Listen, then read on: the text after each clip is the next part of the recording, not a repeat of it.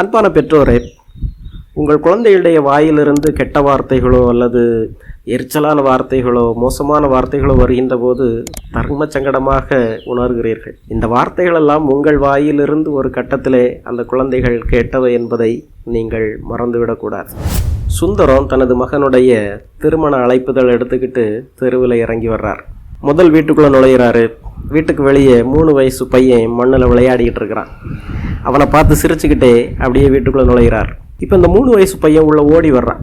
வந்து, அம்மா பிச்சைக்காரன் வந்திருக்கிறாமா அப்படி சொல்லி கத்துறான்.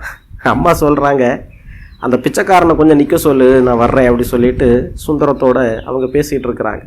சுந்தரத்துக்கு இந்த பிச்சைக்காரன் அப்படின்ன வார்த்தையை கேட்ட உடனே ஒரு சின்ன வருத்தம். என்னதான் பிச்சை எடுக்கிறவராக இருந்தாலும் வெளியே நிற்கிறவர் ஒரு வயசான ஆள். அவரை பிச்சைக்காரன்னு மகன் சொல்கிறான், அம்மாவும் ஒன்றும் சொல்ல மாட்டேங்கிறாங்க, அம்மாவும் பிச்சைக்காரன்னு தான் சொல்கிறாங்க. அப்படி சொல்லி நினச்சிக்கிட்டே, சரிம்மா நான் போயிட்டு வரேன் அப்படி சொல்லிட்டு இறங்கி அடுத்த வீட்டுக்கு போகிறார். அடுத்த வீட்டுக்குள்ளே நுழையிறாரு.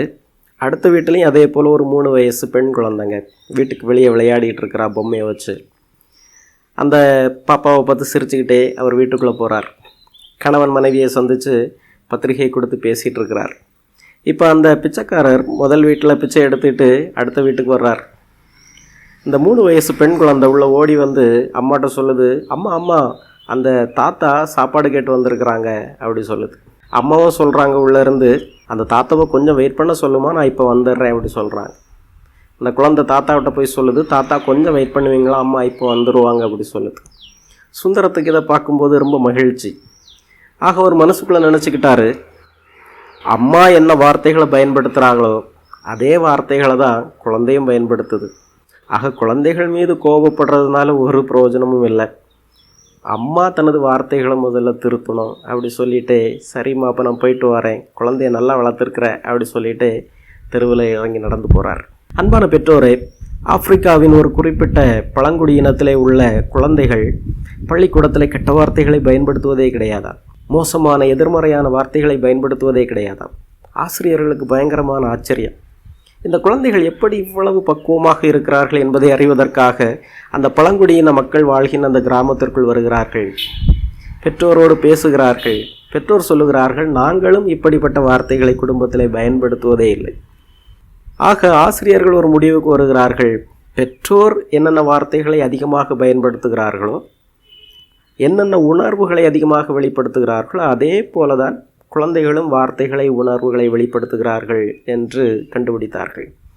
ஆக அன்பான பெற்றோரை, குறிப்பாக 3 வயதுக்கு கீழான குழந்தைகள் கிளிப்பிள்ளை போல கேட்பதை அப்படியே திருப்பி சொல்லுகின்ற ஒரு வழக்கம் உள்ளவர்கள். நீங்கள் என்னென்ன வார்த்தைகளை அடிக்கடி பயன்படுத்துகிறீர்களோ அதே வார்த்தைகளைத்தான் குழந்தைகளும் பயன்படுத்துகிறார்கள். நீ போடா உங்க வீட்டுக்கு, இது என் வீடு.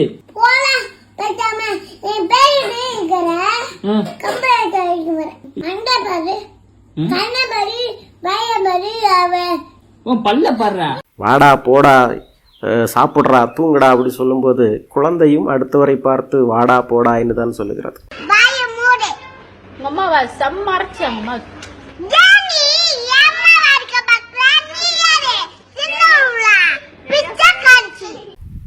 வாங்க சாப்பிடுங்க தூங்குங்க அப்படி சொல்லும்போது குழந்தையும் அடுத்தவர்களை மதிக்க வேண்டும் என்கின்ற வார்த்தைகளை கற்றுக்கொள்ளுகிறது. ஆகவே உங்களது இளம் குழந்தைகளிடம் கவனமாக இருங்கள். பக்குவமான வார்த்தைகளை, நேர்மறையான வார்த்தைகளை, நல்ல வார்த்தைகளை பயன்படுத்துங்கள். உங்கள் குழந்தைகளும் அதே வார்த்தைகளை பயன்படுத்த தொடங்குவார்கள்.